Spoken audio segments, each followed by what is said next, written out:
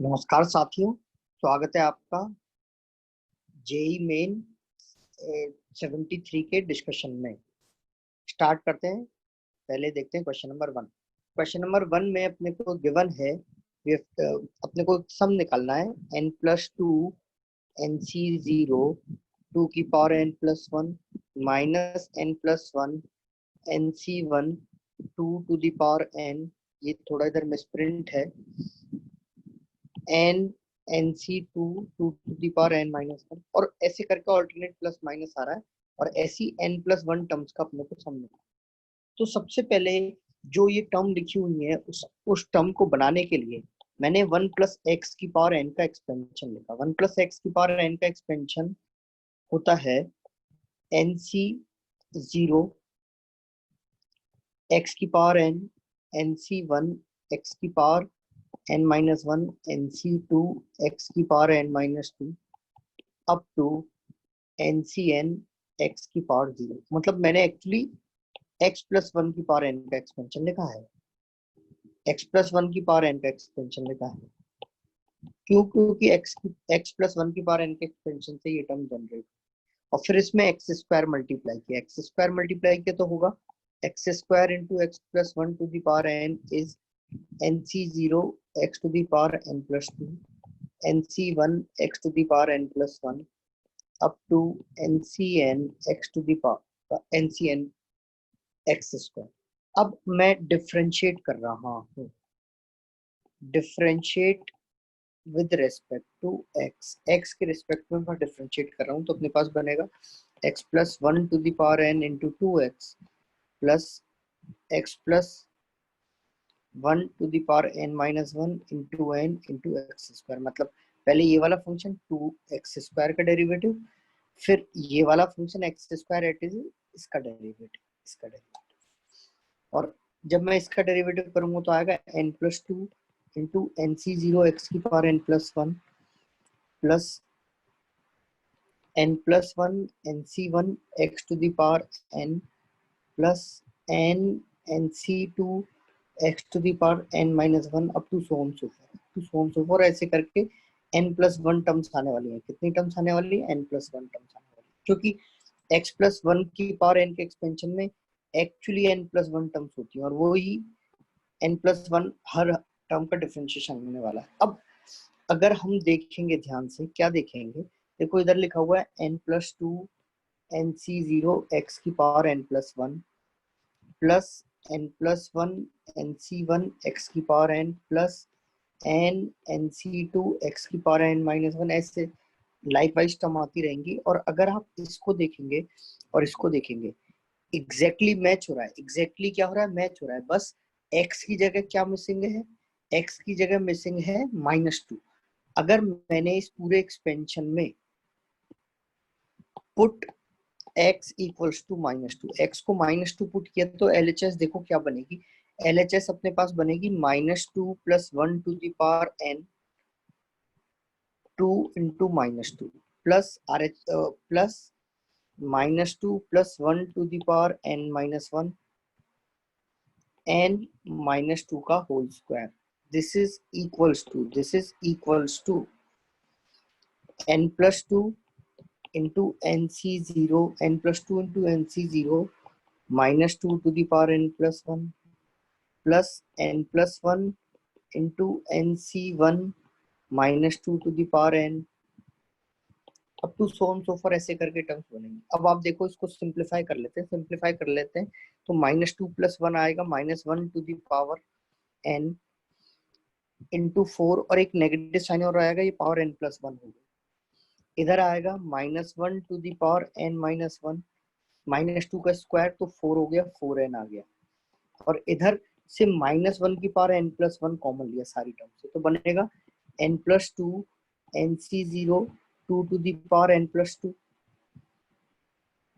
2 to the power बचेगा अपने पास n+2 nc0 2 to the power n+1 plus plus नहीं माइनस बचेगा, क्योंकि इधर देखो -1 की पावर इधर n है, आपने -1 की पावर n+1 कॉमन लिया तो एक -1 रह गया।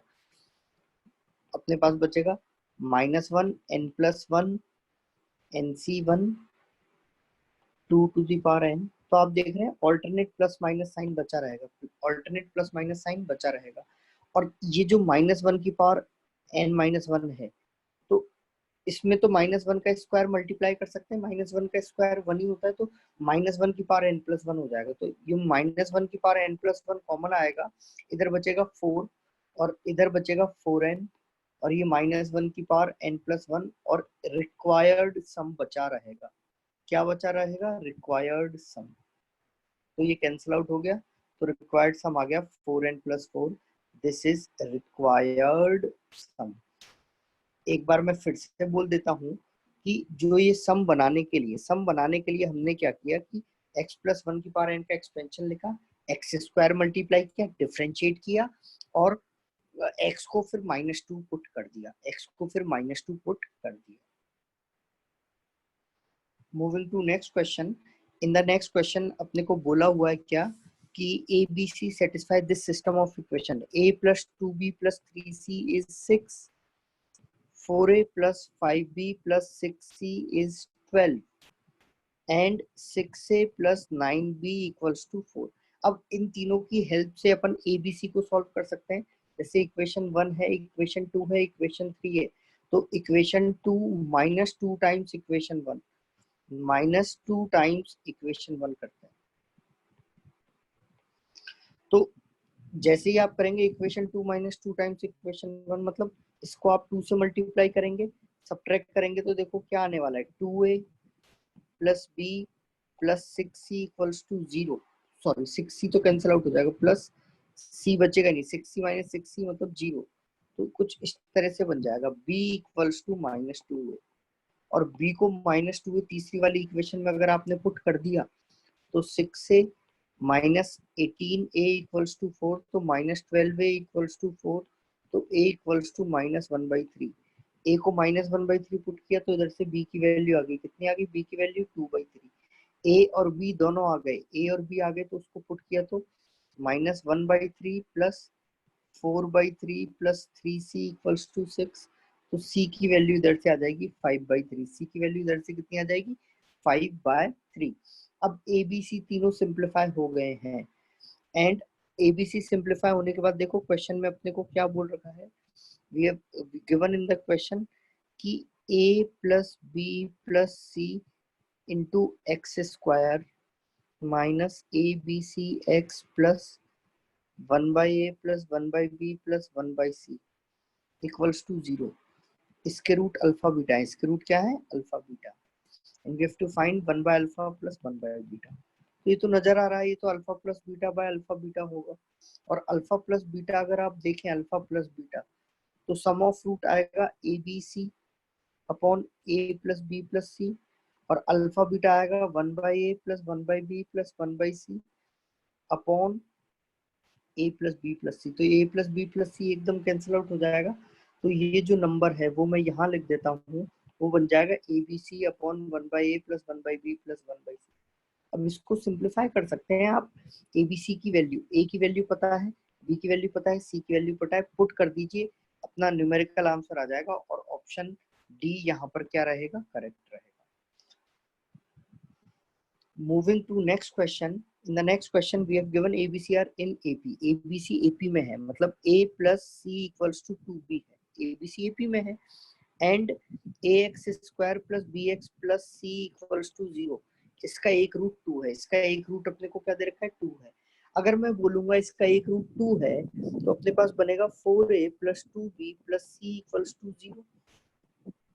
तो इधर से C की वैल्यू पुट कर देता हूँ, इधर से c की वैल्यू पुट कर देता हूँ इधर में, तो आएगा 4a plus 2b plus c की वैल्यू अपने पास रहेगी 2b minus a equals to 0। तो इधर से आ जाएगा 3a plus 4b equals to 0, मतलब b by a equals to -3/4।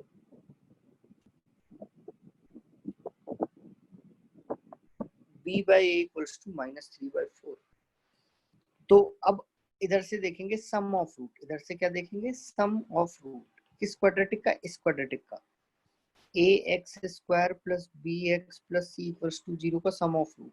Some of root बनेगा माइनस बी बाई ए, और एक रूट अपने को इसका पता है 2 है, दूसरा रूट अपने को निकालना अल्फा, और ये वैल्यू माइनस बी बाई, मतलब ये वाली वैल्यू 3/4 के बराबर हो जाएगी। किसके बराबर हो जाएगी? 3/4 के बराबर हो जाएगी।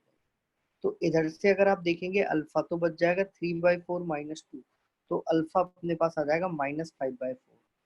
अल्फा अपने पास आ जाएगा -5/4। अल्फा की वैल्यू -5/4 आ गई, काम खत्म हो गया। Moving to next question, given है sin to the power 6 theta plus cos to the power 6 theta plus k cos square 2 theta equals to 1। तो इधर से आएगा k cos square 2 theta, और इसको हम थोड़ा सिंप्लीफाई कर लेते हैं। जैसे इसको लिख लेते हैं साइन स्क्वायर थीटा का whole cube plus cos square theta का होल क्यूब। तो उधर 1 माइनस लिख लेता हूँ, A cube plus B cube का फॉर्मूला लगेगा, तो sine square theta plus cos square theta, और फिर साइन की पावर 4 प्लस कॉस की power 4 minus sine square cos square. अब आप देखोगे sine square plus cos square तो 1 होता है, तो के कॉस स्क्वायर 2 थीटा आ जाएगा 1 माइनस, इसको हम लिख देंगे साइन की पावर 4 प्लस कॉस की पावर 4 को लिख देंगे sine square plus cos square का whole square minus 3 sine square cos square. तो ये अपने पास ऐसा बन जाएगा, sine square plus cos square को 1 पुट करेंगे तो 1 minus 1 plus 3 sine square cos square, 1 से 1 कैंसिल आउट हुआ, k cos square 2 theta will become 3/4 sin square 2 theta। तो k अपने पास बन जाएगा 3/4 tan square 2 theta। तो k की वैल्यू आ गई अपने पास 3/4 tan square 2 theta। Moving to next question, fx is given as mod x, fx अपने पास यहाँ पर mod x given है, and gx given है greatest integer of x।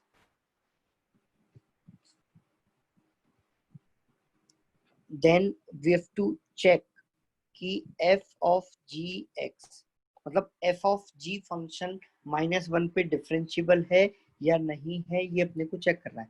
तो सबसे पहले f of g of x निकाल लेते हैं। तो f of g of x अगर अपने पास आएगा तो वो आएगा,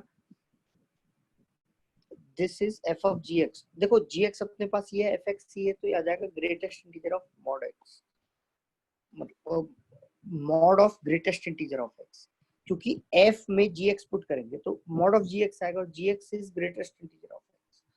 तो अब अगर मैं इसका मेरे को देखना है कि -1 पे डिफरेंशिएबल है या नॉन डिफरेंशिएबल है, तो -1 पे इसका ग्राफ बनाऊंगा -1 के आसपास। तो -1 की राइट हैंड साइड में, -1 के राइट हैंड साइड में ये वाला graph greatest integer of x का ग्राफ तो ऐसा होता है, ये ग्राफ है ग्रेटेस्ट इंटीजर ऑफ x का।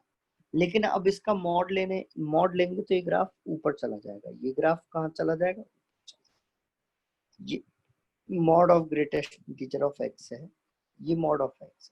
सिमिलरली -1 के लेफ्ट में अगर आप उसका ग्राफ बनाएंगे ग्रेटेस्ट इंटीजर ऑफ x का, तो वो जो है अपने पास आएगा इस तरह से ग्राफ। और जब मैं इसका मॉड लूंगा, this graph is greatest integer of, अगर मैं इसका मॉड लूंगा तो ग्राफ इस तरह हो जाएगा। और इस तरह होते ही अपने को क्या दिख गया कि f ऑफ g या f ऑफ gx को तो बाद में लिखेंगे, मैं सबसे पहले तो ये लिखूंगा greatest integer of x mod is not continuous at -1। वो -1 पे कॉन्टिन्यूअस ही नहीं है। अगर कोई फंक्शन -1 पे कॉन्टिन्यूअस नहीं है तो डिफरेंशिएबल कैसे हो सकता है, तो उसका डेरिवेटिव एग्जिस्ट नहीं करेगा। Option B is the right choice.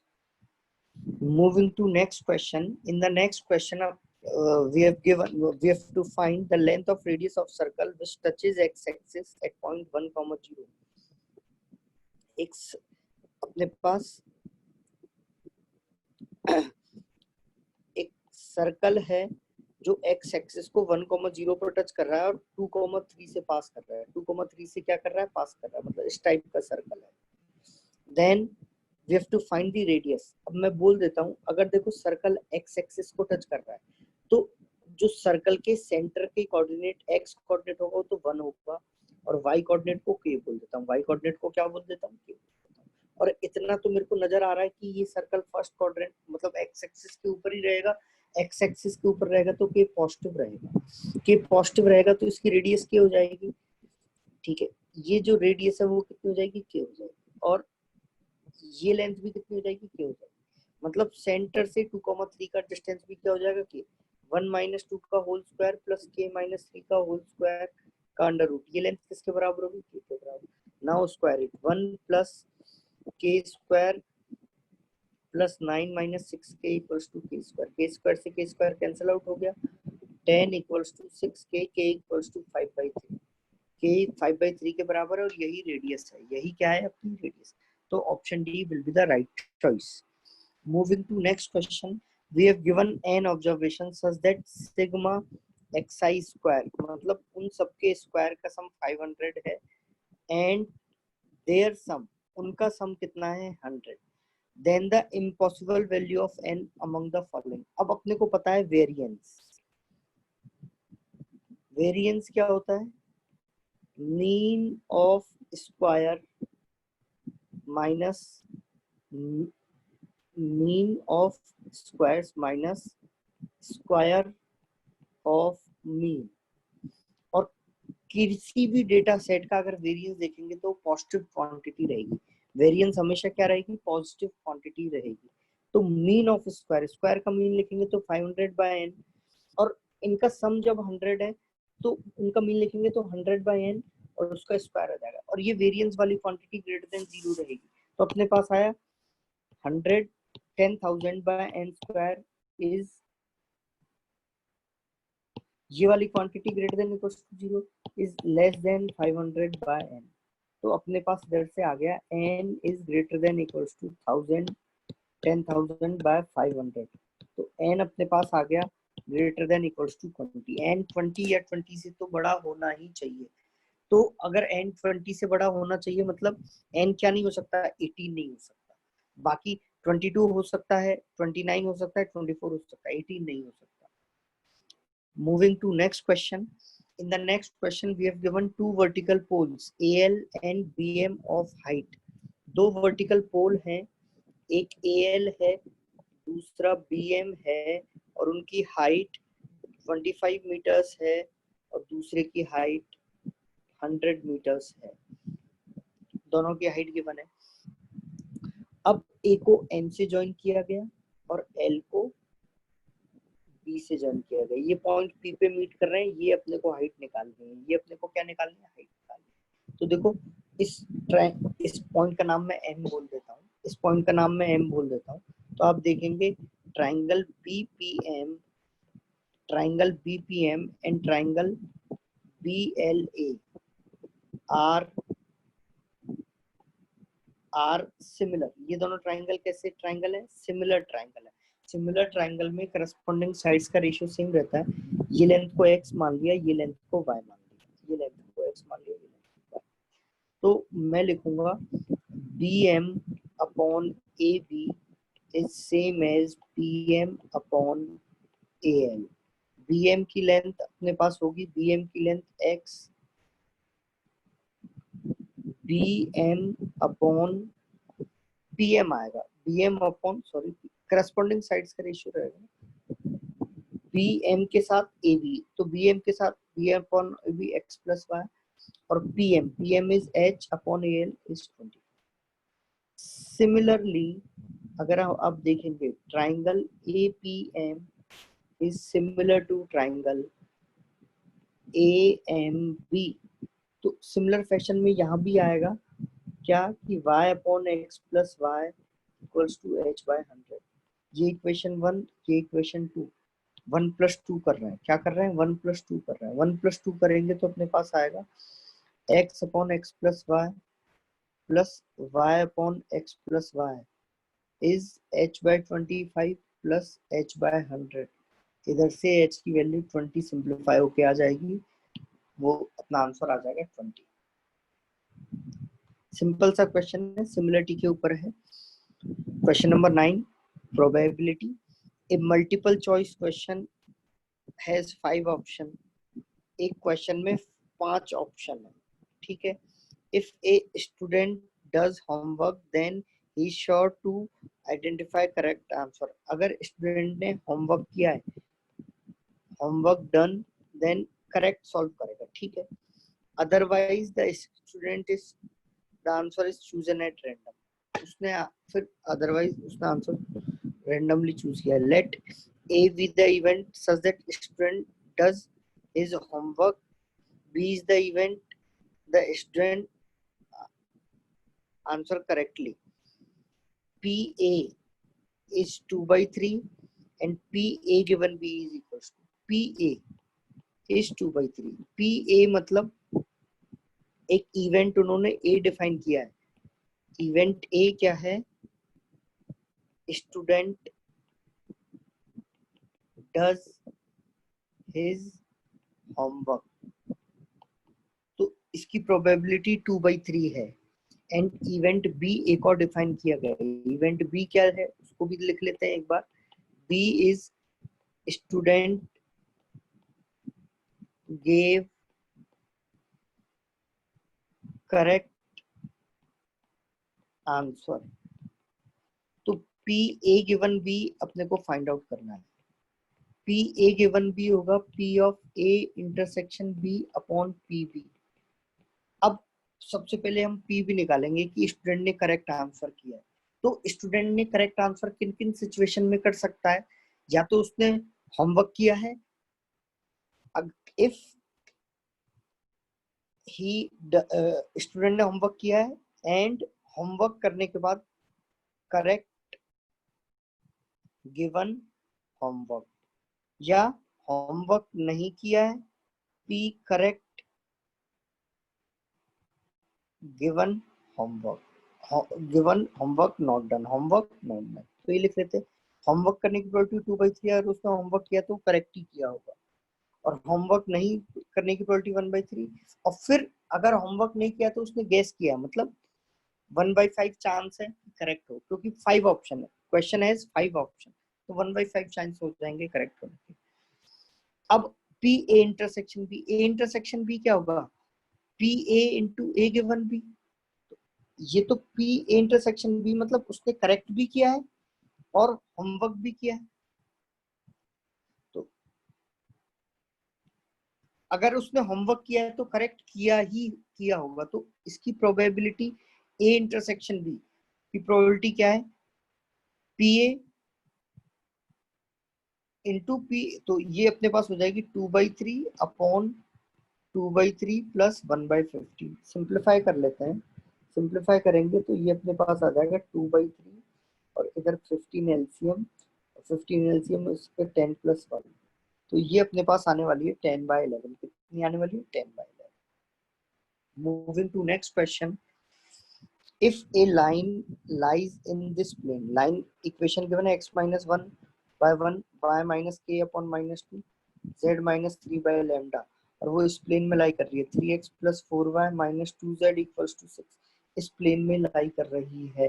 तो इस प्लेन का अगर मैं नॉर्मल देखूंगा तो नॉर्मल आएगा 3i cap plus 4j cap minus 2k cap. अगर ये लाइन इस प्लेन में लाई कर रही है तो इसकी डायरेक्शन का नॉर्मल के साथ डॉट 0 रहेगा, तो 3 - 8 - 2 लैम्डा विल बी 0। तो इधर से अपने पास आएगा कितना आएगा कि -2 लैम्डा इक्वल्स टू 5, लैम्डा की वैल्यू -5/2 आ जाएगी।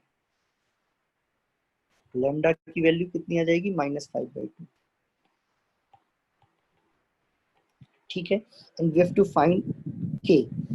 अब के निकालने के लिए अब देखो इस लाइन पर जो पॉइंट है वो 1, k, 3 है, वो भी इस प्लेन पर लाई करेगा क्योंकि this line lies on this. तो सेटिस्फाई करा देते हैं। तो 3 + 4k - 6 = 6। तो k 4k की वैल्यू अपने पास आ जाएगी 12 - 3 9, तो k की वैल्यू अपने पास आ जाएगी 9/4। तो we have to find 5k। 5k मतलब 45/4 प्लस 3 लैम्डा 15/2। देखो मॉड लगा हुआ है तो मैंने वो हटा दिया, इसको 2 से मल्टीप्लाई किया, इसको 2 से मल्टीप्लाई किया, तो it will become 75/4। Option B is the right choice. Option B अपने पास राइट चॉइस है। Moving to next question. अब अपने को यहाँ पर गिवन है एक मैट्रिक्स ए है जो कि A1 A2 A3 B1 B2 B3 and C1 C2 C3 है and we have to find determinant of a की पावर 4। क्वेश्चन में जो डेटा गिवन है वो सिग्मा A1 स्क्वायर गिवन है, सिग्मा B1 स्क्वायर गिवन है, सिग्मा C1 स्क्वायर गिवन है and A1 B1 मतलब ऐसे करके क्वांटिटीज गिवन है, A1 B1 plus A2 B2 plus A3 C3, ये जीरो गिवन है। Similarly A1 C1 A2 C2 A3 C3 भी गिवन है जीरो, और इधर गिवन है B1 C1 plus B2 C2 plus B3 C3, ये सब वैल्यूज जीरो गिवन है। अब डिटर्मिनेंट ऑफ ए की पावर 4 निकालना, उसके लिए मैं सबसे पहले डिटर्मिनेंट ऑफ ए का स्क्वायर निकाल लेता हूँ। डिटर्मिनेंट का स्क्वायर निकाल रहा हूँ मतलब A1 A2 A3 B1 B2 B3 C1 C2 C3 के साथ A1 A2 A3 B1 B2 B3 C1 C2 C3 multiply कर रहा हूँ। अब ये मल्टीप्लाई कर रहा हूँ तो मैं मल्टीप्लिकेशन कर रहा हूँ रो बाय रो मल्टीप्लिकेशन करेंगे तो आएगा सबसे पहले सिग्मा A1 स्क्वायर, फिर जो टर्म आएगी वो आएगी सिग्मा A1 B1। ये वाला एलिमेंट निकालने के लिए फर्स्ट रो मल्टीप्लाई होंगे, आपस में ऐड होंगी। ये वाला एलिमेंट निकालने के लिए फर्स्ट रो सेकंड रो से मल्टीप्लाई होगी इसकी, और ये वाला एलिमेंट निकालने के लिए फर्स्ट रो थर्ड रो से मल्टीप्लाई होगी इसकी, क्योंकि सिमिलरली ये वाला एलिमेंट निकालने के लिए इसकी रो इससे मल्टीप्लाई होगी, इसकी सेकंड रो इसकी फर्स्ट रो से मल्टीप्लाई होगी, सिग्मा B1 A1 आएगा, फिर ये सिग्मा B1 स्क्वायर आएगा, फिर ये B1 C1 का सिग्मा आ जाएगा। सिमिलरली इधर सिग्मा C1 A1 आएगा, सिग्मा C1 B1 आएगा और सिग्मा C1 स्क्वायर आ जाएगा।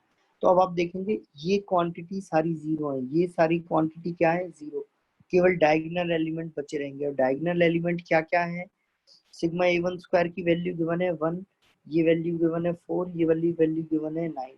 तो डिटर्मिनेंट ऑफ ए का जो स्क्वायर आने वाला है, डिटर्मिनेंट ऑफ ए का स्क्वायर आने वाला है 149000000, तो ये बन जाएगा अपने पास 36। तो डिटर्मिनेंट ऑफ ए की पावर 4 चाहिए, तो it is 36 square 1296। Option C is the right choice. Moving to next question, the number of ways of selecting two distinct number from first 15 natural number 1 2 3, अच्छा first 15 natural number है, such that their sum is multiple of 5, their sum is multiple of 5। अब देखो उनका sum multiple of 5 लिखना है, तो मैंने numbers को every number can be written as in the form of either 5k plus 1, 5k plus 2, 5k plus 3 या 5k plus 4, इस फॉर्म में लिखा जा सकता है हर किसी नंबर को। अब मैं नंबर को इन 5k 5k plus 1 5k plus 2 5k plus 3 5k plus 4 type में सेग्रीगेट कर लेता हूँ। तो पहला आएगा 5 10 15, इसमें तीन नंबर्स आ जाएंगे। 5k plus 1 कैटेगरी के 1 6 11, 5k plus 2 कैटेगरी से 2 7 12, 5k plus 3 कैटेगरी से 3 8 13, 5k plus 4 कैटेगरी से 4 9 14। अब ये अपने पास कैटेगरी आने आ गए। अब अपने को दो नंबर्स का सम करना है, उनका मल्टीपल ऑफ 5 होना चाहिए। तो अगर दो नंबर 5 के टाइप के हुए तो मल्टीपल ऑफ 5 हो जाएगा टू नंबर्स ऑफ 5 के कैटेगरी। अब एक नंबर अगर 5k plus 1 टाइप का हो, दूसरा नंबर 5k plus 4 टाइप का हो, तो 1 5k plus 1 type and other 5k plus 4 type, तब भी उनका सम 5 से डिविजन हो जाएगा। तो ये अपने पास आएगा 3c1 into 3c1। Similarly 1 5k plus 2 type and other 5k plus 3 type, तो ये अपने पास आ जाएगा 3c1 into 3c1। तो ये 9 plus 9 और 3c2 को कर देंगे 3, तो 9 plus 9 plus 3, तो ये अपने पास कितना आ जाएगा 21, और ये अपने पास सम कितना आ जाएगा 21।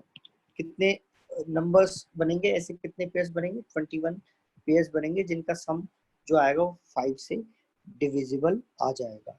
नंबर्स को इम्पोर्टेंट है 5k 5k+1, 5k+2, 5k+3, 5k+4 type में सेग्रीगेट किया, and every natural number can be written as either 5k और 5k+1 और 5k+2 और 5k+3 और 5k+4।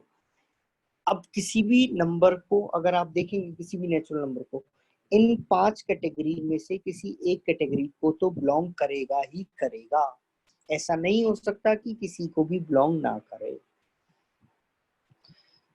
Moving to next question, the number of distinct possible lines through the point 2, 3 and forming a triangle with coordinates whose axis whose area is 12 square। मतलब 2, 3 से पास हो रहा है, ये अपने को पॉइंट सपोज कर लेते हैं, ये ए है और ये बी है। अब जरूरी नहीं है फर्स्ट क्वाड्रेंट में ही हो, ट्राइंगल कैसा भी हो सकता है। मतलब जो एरिया है, एरिया लिखूंगा हाफ मॉड ए बी, ये 12 है, मतलब मॉड ए बी की वैल्यू कितनी होगी, 24 हो गई। और हमें जो पता है वो ये पता है, और ये 2, 3 से पास करेगी, मतलब इस लाइन की जो इक्वेशन है वो तो आएगी x/a + y/b = 1, इररेस्पेक्टिव ऑफ ए और बी कुछ भी हो, पॉजिटिव हो नेगेटिव हो। तो ये लाइन किससे पास कर रही है, 2, 3 से पास कर रही है, इंप्लाइज 2/a + 3/b = 1। अब इसकी हेल्प से मैं a और b की वैल्यू निकालूंगा। कैसे निकालूंगा, 3b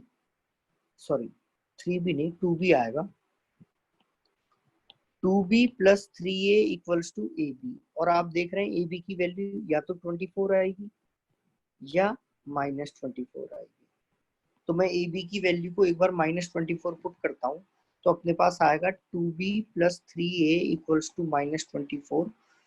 मतलब ab को -24 पुट किया है। अब ab को -24 पुट किया तो b को -24/a पुट किया, वो भी पुट कर दो, तो -48/a + 3a = -24। तो अपने पास बन गया ये 3a² + 24a - 48 = 0। तो a² + 8a -16 = 0। तो इधर से a की 2 डिस्टिंक्ट वैल्यूज आने वाली है, इधर से a की कितनी डिस्टिंक्ट वैल्यू आने वाली है, 2। अब सिमिलरली अगर ए बी 24 है, ए बी कितना है 24 है, उसकी हेल्प से देखेंगे तो क्या आएगा, 2b + 3a = 24। और a को क्या पुट करेंगे, 24/b, तो पुट कर देते हैं, या b को क्या पुट करेंगे 24/a, तो अपने पास बनेगा 48/a + 3a = 24। एलसीएम लिया तो 3a - 24a, 3a² - 24a + 48 = 0। 3 common आया, a² - 8a + 16 = 0। मतलब बना ये a - 4 का होल स्क्वायर। तो इधर से a की वैल्यू आई, इधर से a की 2 वैल्यूज आई, तो 2 लाइन तो इधर से आएंगी, और एक a की वैल्यू इधर से आई तो एक लाइन इधर से आएगी। कितनी टोटल डिस्टिंक्ट लाइन हो गई, 2 इधर से, 2 लाइंस एंड 1 लाइन इधर से, तो टोटल 3 लाइंस हो गई।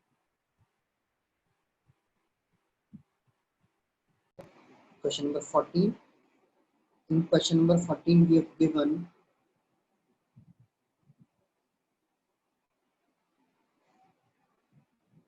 P and Q are logical statement, then P and Q imply P implies Q is equivalent। इसका इक्विवेलेंट स्टेटमेंट हमने को देखना है। अब मैं इसका इक्विवेलेंट स्टेटमेंट देख रहा हूँ, तो अगर मैं P implies Q, हमें पता है P implies Q is equivalent to negation of P और Q, ये इसके इक्विवेलेंट होता है। जब ये इसके इक्विवेलेंट होता है तो ये जो इम्प्लीकेशन लिखा हुआ है, देखो इधर इम्प्लीकेशन का जो साइन है इसको मैं लिख दूंगा negation of P and Q और P implies Q। अब इस नेगेशन को जब मैं अंदर ट्रांसफर करूंगा, तो नेगेशन को अंदर ट्रांसफर करेंगे, डी मॉर्गन रूल लगेगा, नेगेशन ऑफ P और नेगेशन ऑफ Q, और इसको फिर लिखेंगे नेगेशन ऑफ P और Q। तो फिर फर्दर आप इसको ऐसा लिख सकते हो, नेगेशन ऑफ P और नेगेशन ऑफ Q और Q। अब आप देखो Q और Q, तो ये तो अपने पास Q और Q ये अपने पास आ रहा है ऑलवेज ट्रू, तो नेगेशन ऑफ P और ट्रू, तो ये तो हमेशा ही ट्रू आएगा, ये हमेशा ही क्या आएगा, ट्रू आएगा। मतलब this statement is a tautology, ये स्टेटमेंट क्या आ गया, टोटोलॉजी। अब अपने को आइडेंटिफाई करना होगा कि इनमें से कौन सा स्टेटमेंट टोटोलॉजी होगा। अब टोटोलॉजी होगा उसके लिए या तो आप उसको ऐसे सिंप्लीफाई करके पता कर सकते हो, या जैसे पी, देखो अब टोटोलॉजी पी एंड क्यू तो टोटोलॉजी नहीं है, पी और क्यू टोटोलॉजी नहीं है, या तो डबल इम्प्लीकेशन या ये हो सकता है। देख लेते हैं कौन सा टोटोलॉजी है। जैसे मैंने देखा पी और क्यू, ट्रुथ टेबल बनाई T T F F T F T F, तो P implies Q की ट्रुथ टेबल आएगी T T sorry T F। अगर P T और Q अगर फॉल्स है तो ये फॉल्स आने वाला है, और अगर ये दोनों फॉल्स आएंगे तो ये दोनों ट्रू रहेंगे, ये दोनों क्या रहेंगे, ट्रू रहेंगे। ये P implies Q की ट्रुथ टेबल। लेकिन अपने को बनानी है किसके साथ, बनानी है अपने को बनानी है P implies Q के साथ। तो देखो P ट्रू है, Q भी ट्रू है, मतलब P ट्रू है और ये फॉल्स है। P इधर सॉरी P और Q लिखा हुआ है, इधर क्या लिखा हुआ है, P और Q, इंप्लाइज Q नहीं है। तो मैंने ये वाला स्टेटमेंट गलत लिख दिया, क्योंकि ऑलवेज टोटोलॉजी आनी चाहिए थी ना। तो अपने पास ये ऐसे लिखा हुआ है P और Q, P और Q ये बनेगा T T T F। अब P इंप्लाइज P और Q, तो देखो हमेशा ही ट्रू आ जाएगा, हमेशा ही क्या आ जाएगा, ऑप्शन बी इज टोटोलॉजी। अब ऑप्शन डी को चेक कर सकते हो, टोटोलॉजी नहीं है। जैसे पी क्यू और पी और क्यू की ट्रुथ टेबल लिखूंगा तो P T T F F T F T F, तो और है तो इधर टी बनेगा, इधर टी बनेगा, इधर टी बनेगा, इधर एफ बनेगा। और पी एंड क्यू की ट्रुथ टेबल अपने को पता है ये ट्री, बाकी फॉल्स। ये पी एंड क्यू सबसे लास्ट में लिखा हुआ है।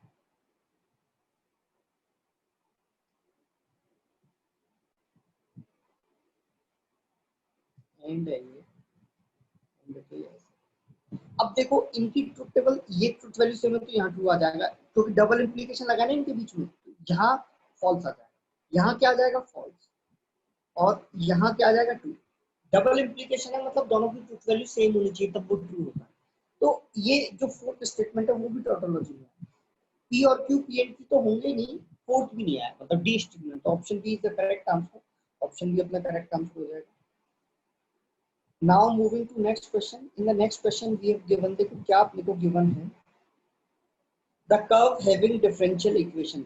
एक कर्व है जिसकी डिफरेंशियल इक्वेशन अपने को दे रखी है। डिफरेंशियल इक्वेशन क्या है, x cos y dy sin y dx is x dx, ऐसे करके लिखो।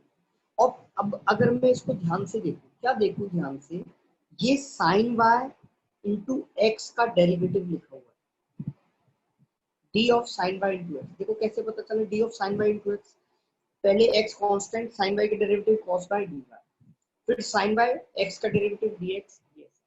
अब इसको मैं जैसे ही इंटीग्रेट कर दूंगा, इसको जैसे ही क्या कर दूंगा, इंटीग्रेट, तो अपने पास बन जाएगा sin y into x is x square by 2 plus, और अपने को बोल रखा है कि कर्व ओरिजिन से पास कर रहा है, मतलब x 0 पे, y भी क्या है, 0 है, this implies c equals to 0 है। तो अपने पास जो कर्व आ जाएगा वो आ जाएगा sin y equals to x by 2। sin y equals to x by 2 का मतलब क्या हुआ, अब आपको देखना पड़ेगा कि किस पॉइंट से पास करेगा। जब x 2 है तो अपने पास sin y कितना होगा, 1 होगा, तो y की वैल्यू अपने पास पाई बाई 2 हो जाएगी। क्या हो जाएगी, पाई बाई 2। तो ए ऑप्शन सेटिस्फाई कर रहा है। Similarly B option, D C D put करेंगे, वो इस पे लाइन नहीं करेगा, तो ऑप्शन ए अपना यहाँ पर करेक्ट आंसर हो जाएगा। Moving to next question, question number 16। Question number 16 complex से रिलेटेड है। We have given z1 z2 z3 are vertices of a triangle in Argand plane. ठीक है,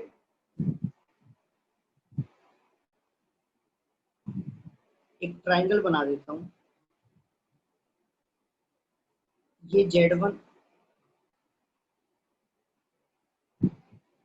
ये अपने पास z1 z2 z3, और we have given mod of z1 minus z2 is same as mod of z1 minus z3, यानी ये दोनों length equal हैं, ये दोनों लेंथ क्या है, इक्वल।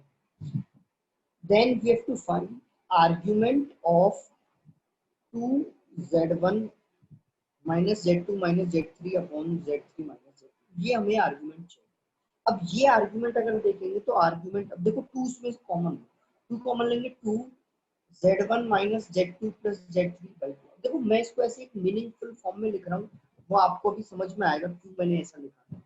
अब एक कॉम्प्लेक्स नंबर को 2 से मल्टीप्लाई किया तो इसके आर्ग्यूमेंट पे कोई फर्क नहीं पड़ेगा, तो इसका आर्ग्यूमेंट तो वही रहेगा z1 minus z2 plus z3 divided by 2 upon z3 minus z2। अब अगर हम ध्यान से देखेंगे z2 प्लस z3 बाई 2 ये इसका मिड पॉइंट है, z2 प्लस z3 बाई 2, और z1 ये वाला पॉइंट है, तो z1 minus z2 plus z3 इसकी डायरेक्शन कुछ इस टाइप से हो गई, इसके मिड पॉइंट को ज्वाइन किया है, ठीक है, और z3 माइनस z2 मतलब ये डायरेक्शन हो गई। तो अब आप देखो ये ट्राइंगल में ये दोनों साइड इक्वल है और ये इसका मिड पॉइंट है, अगर ट्राइंगल में दोनों साइड इक्वल है तो ये दोनों ट्राइंगल कॉन्ग्रुएंट होंगे, ये एंगल 90 डिग्री हो जाएंगे, मतलब इन दोनों वेक्टर्स के बीच में 90 डिग्री एंगल है, जिन वेक्टर्स के बारे में पूछा है अपने से, उनके बीच में कितना एंगल है, 90 डिग्री। तो इसका मॉड अपने पास कितना आ जाएगा, 90 डिग्री। हो सकता है ये एंटी क्लॉकवाइज सेंस में हो या क्लॉकवाइज सेंस में हो, मतलब हो सकता है कि एंगल 90 रहे या आर्गुमेंट माइनस पाई बाई 2 रहे, आर्गुमेंट पाई बाई 2 रहे या आर्गुमेंट माइनस पाई बाई 2 रहे, but in the question we have asked modulus of this, तो ये आंसर पाई बाई 2 आ जाएगा। Moving to next question, question number 17। Question number 17 में range of the function given है, range of the function find out करना है। fx is x square ln x। अब fx x square ln x दे रखा है तो f डैश x देखते हैं, इंक्रीजिंग डिक्रीजिंग फंक्शन आइडेंटिफाई करने के लिए x square by x plus ln x into 2x। तो आप देखेंगे x से x कैंसिल आउट हो जाएगा, x कॉमन आ जाएगा 1 प्लस 2 ln x। और अगर आप देखेंगे x का इंटरवल दे रखा है 1 2 e, और 1 2 में भैया कोई भी इनमें नंबर नेगेटिव नहीं होने वाला है, यानी f dash x greater than 0 आ गया, f dash x greater than 0 आ गया, मतलब implies fx is increasing in 1 2 e। 1 2 e की बात चल रही है, 1 2 e में फंक्शन कैसा है, इंक्रीजिंग। अब रेंज चाहिए, रेंज अगर इंक्रीजिंग फंक्शन में तो मिनिमम x पे मिनिमम आएगा, मैक्सिमम पे मैक्सिमम आएगा, यानी x को 1 पुट करूंगा, x को 1 पुट करूंगा तो वैल्यू कितनी आ जाएगी, f1 कितना आ जाएगा, 0। ये तो अपना f1 हो गया, और x को जब मैं e पुट करूंगा तो f ऑफ e कितना आने वाला है, ये आने वाला है e स्क्वायर ln e 1 होगा, तो इसकी रेंज अपने पास हो जाएगी 0 टू e स्क्वायर। अगर इसकी रेंज बोल रखा है a टू b तो a प्लस b चाहिए, तो आंसर क्या आ गया, e। Moving to next question, देखो नेक्स्ट क्वेश्चन में अपने को गिवन है I1 is 10 to 20 ln x plus ln 30 minus x। अगर इसमें मैं a plus b minus x लगाऊं, a plus b minus x मतलब इसमें लगाऊं I1 10 20 प्रॉपर्टी लगा रहा हूं ln a plus b 30 minus x ln 30 minus x plus ln 30 minus 30 minus x, तो वैल्यू सेम ही रहती है, तो इन दोनों को जैसे ही मैं ऐड करूंगा तो 2I1 अपने पास आ जाएगा 10 to 20 1, तो ये जो I1 है वो अपने पास आ जाएगा 5, I1 कितना आ जाएगा 5। सिमिलरली अगर I2 निकालेंगे तो वो भी 5 आ जाएगा, वो भी कितना आ जाएगा 5 आ जाएगा, तो I1 बाय I2 कितना आने वाला है 1। सिमिलर फैशन में इसको क्वेश्चन नंबर 19, क्वेश्चन नंबर 19 में गिवन है the length of intercept cut by this line between this curve. देखो कर्व अपने को दे रखा है y square equals to x, और लाइन अपने को कुछ इस टाइप से दे रखी है। कर्व जो अपने को दे रखा है y square equals to x, तो ये वाला पॉइंट मैं सपोज कर लेता हूं x1, y1 है, और ये वाला पॉइंट सपोज कर लेता हूं x2, y2। And equation of line is given is 4x plus 4 root 3y minus 1 equals to 0. It means 4x1 plus 4 root 3y1 minus 1 is 0. And 4x2 plus 4 root 3 y2 minus 1 equals to 0. Subtract किया तो x1 minus x2 plus root 3 y1 minus y2 कितना आ गया 0।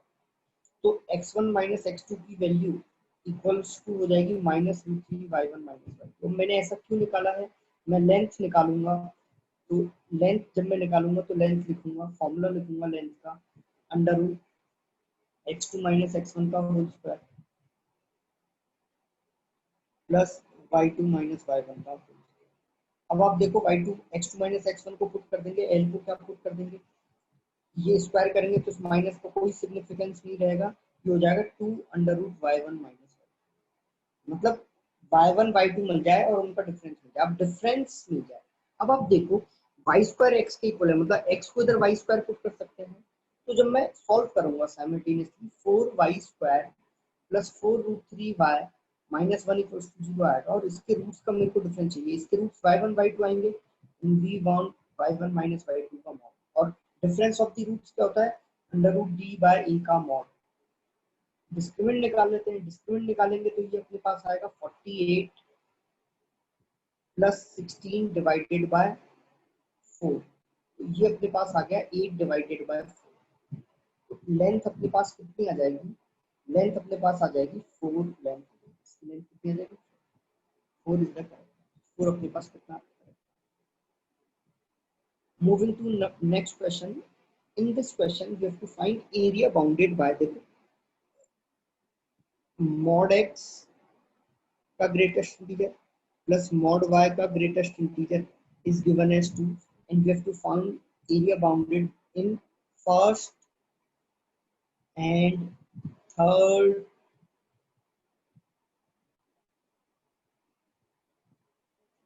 First and third.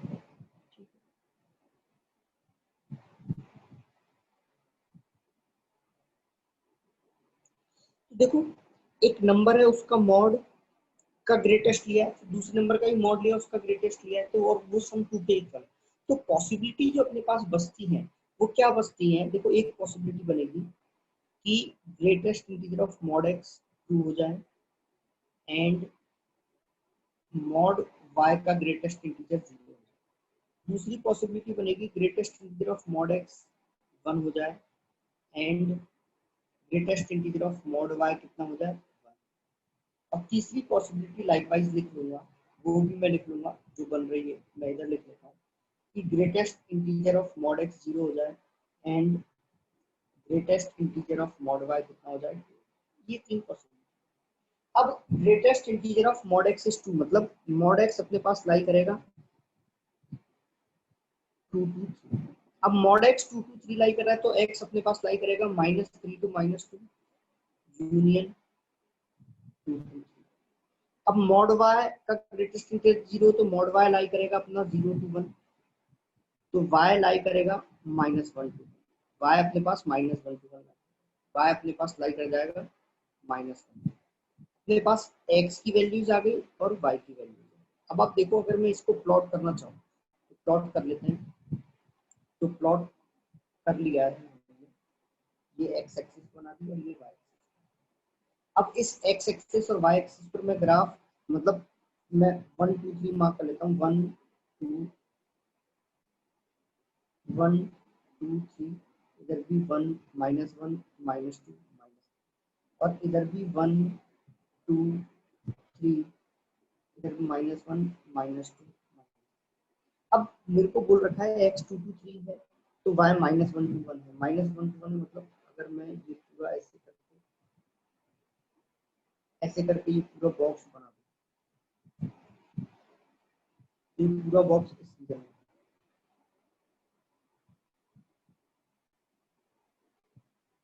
ऐसे।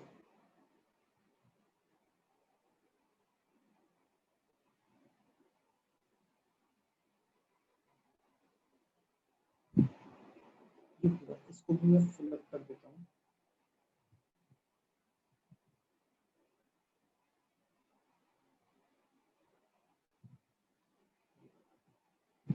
अब मैं दूसरे case को सॉल्व करूंगा, जैसे mod x का ग्रेटेस्ट इंटीजर 1 है, तो mod x belongs to 1 to 2 lie करेगा, तो x बिलोंग करेगा -2 to -1 union 1 to 2। Similarly y भी इसी को बिलोंग करेगा -2 to -1 यूनियन 1 to 2।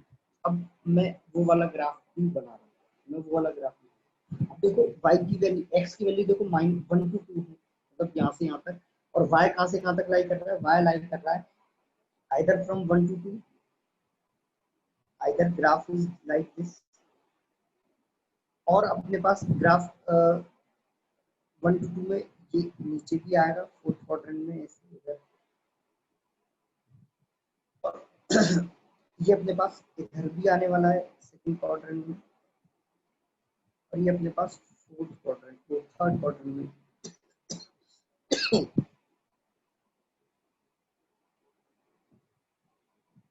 आने वाला, ठीक है। सिमिलरली अब मैं तीसरा वाला केस सॉल्व करूंगा, तो तीसरा वाला केस में ये रिवर्सल हो जाएगा, मतलब x अपने पास लाई करेगा -1 to 1 में, और y अपने पास लाई करेगा -3 to -2 यूनियन 2 to 3। अब x अपने पास -1 to 1 में, तो y या तो 2 to 3 लाई कर रहा है, मतलब अगर मैं बनाऊंगा तो वो कुछ इस टाइप से रीजन है।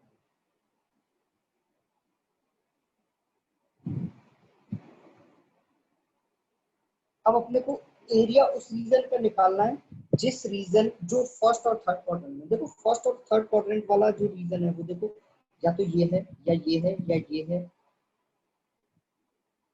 या ये है या ये है या ये है, और देखो ये हर स्क्वायर का एरिया 1 1 है, ऐसे कितने स्क्वायर हो गए 1 1 1 1 1 1, टोटल 6 स्क्वायर हो गए, एरिया 6 हो जाएगा, एरिया कितना हो जाएगा।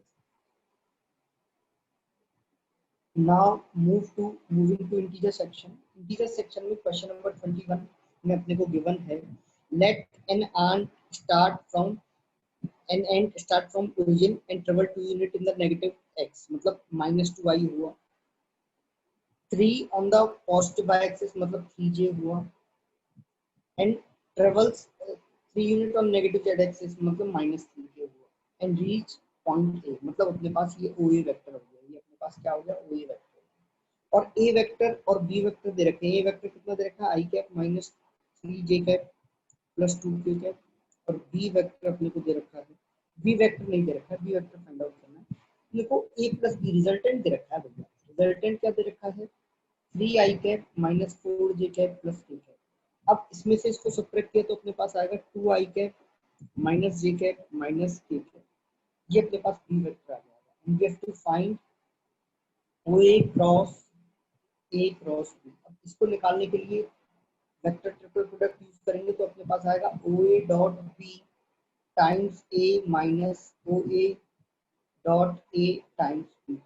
निकाल लेते हैं, OA का बी के साथ डॉट निकालना है, OA का बी के साथ डॉट निकालना है, OA का बी के साथ डॉट तो आसान ही है, बोलो कितना आ जाएगा डॉट निकालना, तो -4 -3 प्लस टाइम्स ए लिखेंगे तो I cap -3j cap plus 2 minus OA का ए के साथ डॉट निकालेंगे, OA का ए के साथ डॉट निकालेंगे तो आएगा -2 -9 -6 टाइम्स बी, बी वेक्टर लिख देंगे तो लिखेंगे 2i कैप -j कैप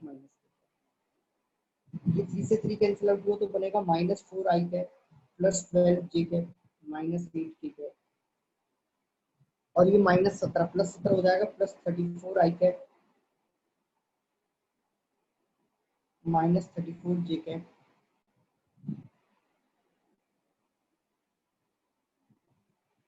17 हो गया ना, प्लस 17j कैप की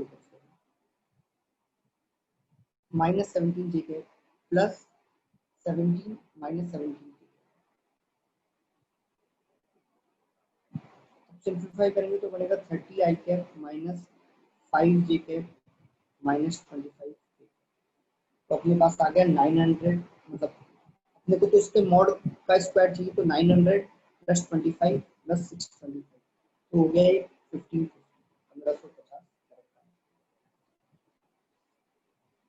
नेक्स्ट क्वेश्चन नंबर 22, एक इलिप्स है, ellipse E1 is given as x square by 9 plus y square by 4 equals to 1 is inscribed in a rectangle whose radius is parallel to coordinate axis। देखो एक rectangle वो बना रहा है, तो सबसे पहले मैं x एक्सिस y एक्सिस बना देता हूँ, और एक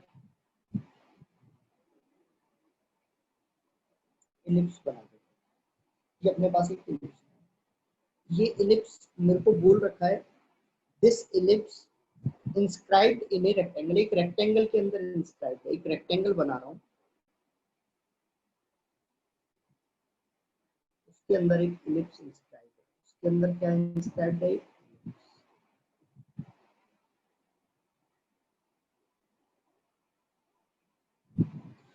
और ये जो इलिप्स है ना, इसकी इक्वेशन गिवन है x square by 9 plus y square by 4 equals, तो ये वाला जो पॉइंट है वो 3,0 हो जाएगा, और ये वाला पॉइंट क्या हो जाएगा 0,2, तो इसके चारों पॉइंट आ जाएंगे 3,2, and this is 3 comma minus 2, and this is minus 3 comma minus 2, and this is minus 3 comma, और बोल रखा है जो इलिप्स E2 है passing through 0,4 and circumscribe the rectangle R, जो रेक्टेंगल है उसको सर्कमस्क्राइब कर रहा है, मतलब जो E2 इलिप्स है ना वो कुछ इस टाइप का इलिप्स,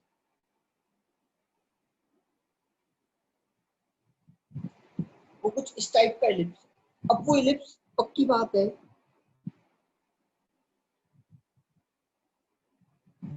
मेजर एक्सिस, उसकी मेजर एक्सिस की लेंथ बनाएंगे, तो अब जो इलिप्स है, जो उस इलिप्स की इक्वेशन कुछ होगी इसी टाइप की, x square by A square plus y square by B square equals to 1, और मेरे को बोल रखा है ये 0,4 से पास करना है, पास करा देते हैं 0,4 से, एक्स को 0 पुट करेंगे, वाई को 4 पुट करेंगे, तो बी स्क्वायर 16 आ गया, और मेरे को पता है ये 3,2 से भी पास करेगा, तो 3,2 इसको सेटिस्फाई करेंगे तो बोलो कितना आएगा, बी स्क्वायर की वैल्यू तो पता ही है 9 by A square plus 16, sorry Y square मतलब 4 बाय 16 इक्वल्स टू, तो ये 1/4 हो गया, तो 9 बाय ए स्क्वायर कितना आ गया, 9 बाय ए स्क्वायर कितना आ गया 3/4, तो ये अपने पास ये जो वैल्यू है ना ये हो जाएगी, तो ए स्क्वायर की वैल्यू अपने पास 12 बन जाएगी, और ए स्क्वायर की वैल्यू 12 बनते ही जो इलिप्स है उसकी इक्वेशन बन जाएगी x square by 12 plus y square by 16। अब जो इलिप्स की मेजर एक्सिस है वो वाई एक्सिस के अलोंग आएगी, इसके अलोंग आएगी वाई एक्सिस, और उसकी लेंथ कितनी आएगी 2a या 2b बोल देते हैं, 2b आएगी, मतलब 8 उसकी लेंथ है, कितनी लेंथ आ जाएगी उसकी, b यहाँ पर 4 है, 2b मतलब 8। Moving to next question, next question में इंटीग्रल है और इंटीग्रेट अपने को करना है integral of dx cos x minus sin x का होल स्क्वायर, तो cos x minus sin x का होल स्क्वायर लिखा हुआ है, cos x कॉमन लिया, बाहर cos स्क्वायर x है, ऊपर जाके sec स्क्वायर x हो गया, और इसको लिख दिया मैंने 1 माइनस 10x का, नाउ पुट 1 माइनस 10x को टी पुट कर दिया, 1 माइनस 10x को जैसे ही टी पुट करेंगे तो अपने पास आएगा minus sec square X is D T by D X, या sec square X D X को माइनस डी टी लिख देंगे, तो इंटीग्रल बन जाएगा माइनस डी टी और नीचे बन जाएगा टी स्क्वायर। अब टी स्क्वायर का इंटीग्रल जो है वो क्या होता है, टी की पावर माइनस 2 प्लस 1, एक नेगेटिव साइन तो है माइनस 2 प्लस 1 प्लस, तो ये बन जाएगा 1 बाई टी प्लस, और 1 बाई टी प्लस सी बच जाएगा, टी की वैल्यू हम टी तो हमें पता ही है, टी मतलब एफ एक्स है, एफ एक्स कितना है 1 माइनस 10, तो 1 माइनस 10x का सॉल्यूशन निकालना है, then the number of solutions of F x, मतलब 10x इक्वल्स टू 20 20 का सॉल्यूशन, तो 10x किसके बराबर आ गया, 10x आ गया माइनस 20 बनना, अब 10x माइनस 20 बनना, इंटरवल आ रहा है pi by 2 to pi, pi by 2 to pi में 10 नेगेटिव होगा, और पाई बाई 2 टू पाई मतलब इसका ग्राफ अगर देखेंगे 10x का, तो 10x का ग्राफ कुछ इस तरह से आता है, ये 0 पाई बाई 2 और ये माइनस पाई बाई 2, और अपने को पाई बाई 2 टू पाई दे रखा, तो ये वाला ग्राफ पाई बाई 2, और ये जो ग्राफ आता है तो माइनस 2019 के करस्पॉन्डिंग एक एक्स तो आएगा ही, एक सोल्यूशन आ जाएगा, कितना सोल्यूशन आ जाएगा, तो इसका कितने सॉल्यूशन आएंगे, एक सोल्यूशन, 10x नेगेटिव, एक सोल्यूशन अपने पास आ जाएगा। Moving to next question, in the next question we have to, अपने को एक fx गिवन है, fx is cos inverse x to the power 3/2 minus 1 minus x minus x square plus x। देखो इसको थोड़ा अच्छे से लिखें, इसको ऐसे लिख सकते हैं cos इनवर्स x की power 1/2 into x into 1 minus x 1 minus x, factorise कर लिया बस, और उसको फैक्टराइज करने का फायदा क्या हुआ, देखो x अपने को 0 to 1 तो दे रखा है, तो कोई दिक्कत नहीं, सब पॉजिटिव। अब इसको फिर फर्दर हम लिख सकते हैं, जैसे x की पावर हाफ को हमने लिखा cos अल्फा एंड x को लिखा cos बीटा। तो ये अपने पास ऐसे लिखा हुआ है cos inverse cos alpha cos beta minus sine alpha sign. तो ये अपने पास बन जाएगा cos inverse cos alpha plus beta और cos inverse cos alpha plus beta. अब ये अल्फा प्लस बीटा अगर आप देखेंगे तो alpha plus beta will lie, ये अल्फा प्लस बीटा पाई से छोटा ही होगा। अल्फा प्लस बीटा किससे छोटा होगा? पाई से, और जीरो से तो बड़ा ही होगा। तो cos inverse alpha plus beta को हम अल्फा प्लस बीटा लिख सकते हैं। मतलब this can be written as cos inverse x to the power half plus cos inverse x, and we have to find derivative f dash। ये अपने पास fx आ गया, निकाल दो जरा डेरिवेटिव। f dash कितना आ गया? 1 अपॉन 1 माइनस एक्स का under root with negative sign, x की पावर हाफ का डेरिवेटिव, x की पावर हाफ का डेरिवेटिव 1/2 x की power half minus 1 by under root 1 minus x. ये अपने पास ऐसे आ गया। अब इसमें x को एक बार हाफ पुट करना है, वैल्यू निकाल देंगे। तो x को जैसे ही आप हाफ पुट करेंगे तो वैल्यू अपने पास आने वाली है। देखो क्या आने वाली है, x को हाफ पुट करेंगे तो माइनस √2 और ये भी √2 प्लस इधर x को 1/4 पुट करेंगे। 1/4 पुट करने पर अपने पास जो नंबर है, x को 1/2 पुट करेंगे तो ये अपने पास 1 माइनस 4 आएगा, मतलब 2/√3 कितना आ जाएगा? 2/2। तो सिंपल सी बात है, ये अपने पास हो गया माइनस ऑफ 1 प्लस 2/√3, मतलब ये आया √3 प्लस 2 अपॉन -1। इसका मॉड और इससे √3 से मल्टीप्लाई करना है, √3 तो रह गया, √3 कैंसिल, √3 को 1.73 दे रखा है प्लस 2 मतलब 3.7, बस जोड़ बाकी है, उसके बाद जोड़ बाकी कुछ ज्यादा है ना। अब जो नेक्स्ट क्वेश्चन है, ये ऊपर वाले क्वेश्चन का नेक्स्ट क्वेश्चन है, उसमें A B C are in GP दे रखा है। ए बी सी जीपी में है, ए बी सी जीपी में तो A R square such that A B plus 8 C are in AP, A B plus 8 C AP में है। B को लिख रहा हूँ ए आर और मैं लिख देता हूँ 2AR plus 16 equals to AR square plus 8। Cancel, उधर क्रॉस मल्टीप्लाई हुआ, A R square minus 2R plus 1 equals to 16 AR minus 1 का होगा। ये अपने पास ऐसे बन गया। और अपने को क्या गिवन है? A B plus 8 and C plus 64, ये जीपी में है। मतलब ए आर प्लस 8 का होल स्क्वायर, मिडिल टर्म का square is A into A R square plus 64। Multiply किया तो आया A square R square plus 64 plus 16 A R equals to A square R square plus 64। Cancel out हुआ, cancel out हुआ 16 से। फिर आप देखेंगे तो अपने पास ये इधर से आने वाला है 4 plus A R equals to 4A। तो इधर से ए की वैल्यू आ गई, इधर से किसकी वैल्यू आ गई? ए की वैल्यू। तो या ठीक है, ए की वैल्यू लिख लेते हैं। ए की वैल्यू आ गई 4/4 माइनस आर। इसको यहाँ पर पुट करेंगे, इसको यहाँ पर पुट करेंगे तो अपने पास आ जाएगा 16 माइनस आर का होल स्क्वायर 4/4 माइनस आर। ये 4 से 4 कैंसिल आउट हो गए और अपने पास आ जाएगा, देखो क्या आ जाएगा, यहाँ मैं लिख रहा हूँ 16 minus 4R equals to R square minus 2R plus 1। अपने पास आएगा R square plus 2R minus 15 equals to 0। तो आर की दो वैल्यूज आ जाएंगी, R plus 5 and R minus 3। तो आर की वैल्यू आ जाएगी आइदर -5 और आइदर 3 आ जाएगी। अब अपने को पॉजिटिव नंबर चाहिए तो R3 सेलेक्ट हो जाएगा, R-5 क्या हो जाएगा? R3 हुआ, R को 3 पुट किया तो ए की वैल्यू आ जाएगी, ए की वैल्यू कितनी आ जाएगी? 4। तो अपने पास ए बी सी तीनों आ गए। ए की वैल्यू 4 आई तो ए की वैल्यू 4, बी की वैल्यू, आर की वैल्यू 3 आई 12 और सी की value 12 3 36।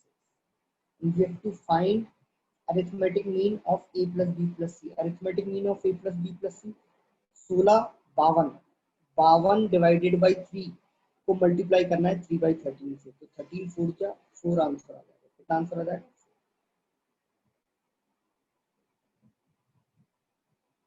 Thank you very much for watching this discussion.